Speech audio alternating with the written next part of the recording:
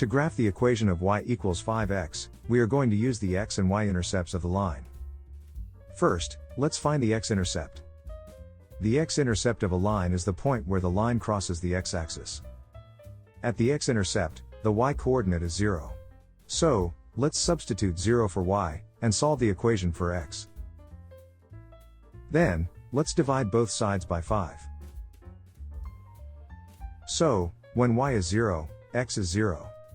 This tells us that the line has an x-intercept of 0, 0, where the line crosses the x-axis. Next, let's find the y-intercept.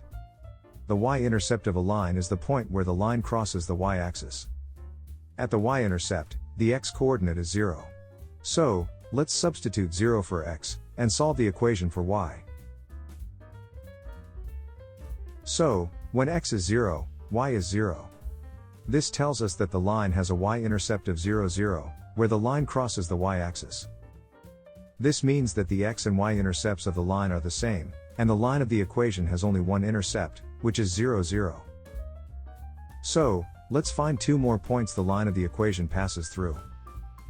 For example, let's find the value of y when x is 1. The equation is simplified to y equals 5. So, when x is 1, y is 5.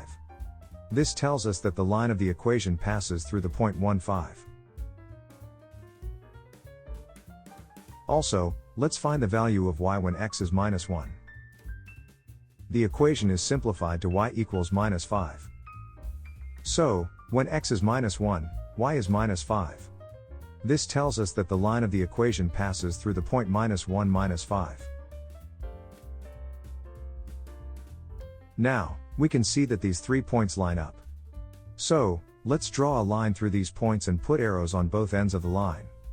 And this is the line of y equals 5x.